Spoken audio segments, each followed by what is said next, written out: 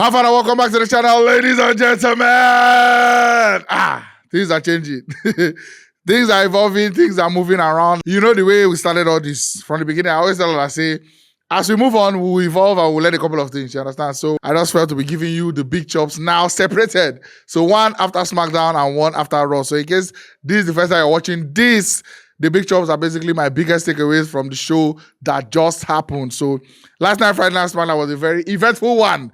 And from the thumbnail, you can see things are looking up. You understand? I feel somehow the ratings were higher last night because a lot of people have been complaining about a downward trend from SmackDown. But there was a change yesterday. Of course, a lot of new things are brewing. And just let me know inside the chat if I missed anything at all and something you think I should pay more attention to. So here are the big chops, my biggest takeaways from the Friday Night SmackDown. Also like this video, subscribe in case you're not subscribed yet. Let's get into the first big chop.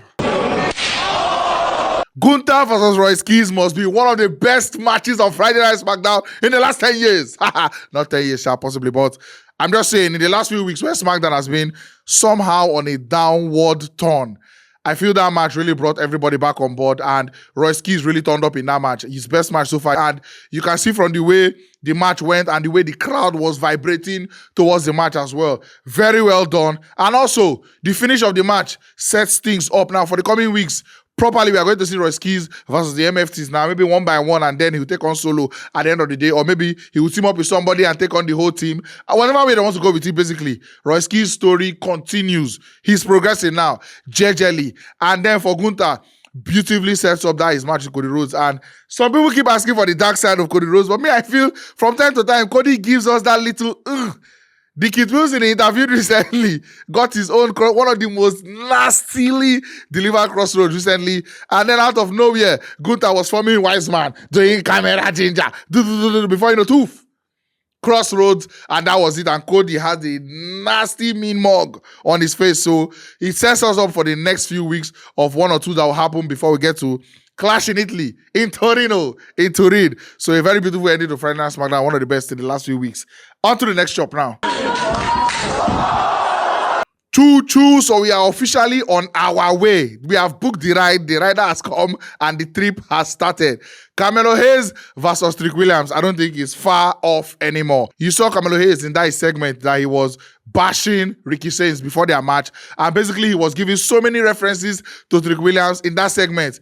Inside the match as well, he told Ricky Sainz that he was going to humble him, and he basically sees Ricky Sainz as the version of himself when he came into the roster, very cocky, very arrogant, and feeling like you want and deserve everything. You understand? So in the match, he humbled Ricky Sainz by doing something heely in winning the match, but he's a super babyface at the moment. But so is Trick Williams. So how is the match going to go? I feel something is going to happen before we finally get to that point.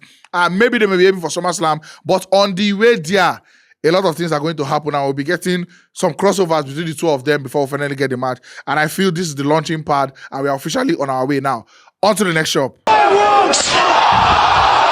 You see Kiana James, out of all the ladies in that match, at the moment, I feel she's a better wrestler than a lot of people in that match. This may be a hot take, but she was the best wrestler in that match, basically. Let's see a little more of Kiana James now. No, but I don't think we'll mind it, you understand, because she needs to be given a chance at least to fight for something. At the end of the day, WWE doesn't really give a lot of people chances and then they just come and disappear. But let's see how it goes. But I feel there's something in how, from the way she did some things in that match and the way she has been coming, some good matches, even a title match as well. Recently, she did very well. So let's see along the line what will happen. On to the next shop. So a 6-man tag match has now been confirmed for Saturday night's main event. Rhea Ripley and Shalexa versus Jade, Cargill, Michin, and B FAB. So now, some people were asking for part 2 of Jade Cargill and Rhea Ripley, and I don't think anybody will mind it, but in as much as they don't want to give it to us immediately, getting it down the line is something that I don't mind as well.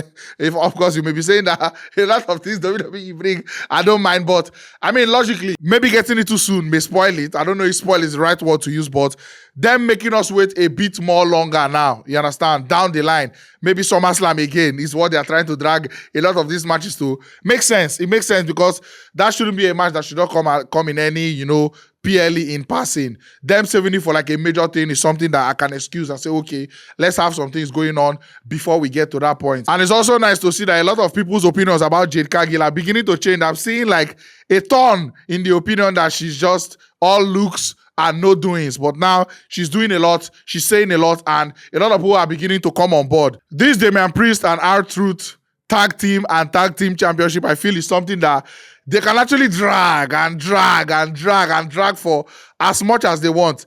Again, in as much as some people wanted to see them as some kind of transition champions that just held the belts, maybe due to WrestleMania coming and them not being involved in anything and stuff like that. But I feel with the way it's going and the chemistry and Damian Priest having some 1 or 2 side quests, you understand, with the MFTs, it's something they can really drag as much as they want to. So that's about it. All chops delivered. Thank you so much for watching. Like the video, subscribe. Again, let me know inside the chat if you think I missed anything or something you think I should basically pay more attention to. Thank you so much for watching. We go see for front.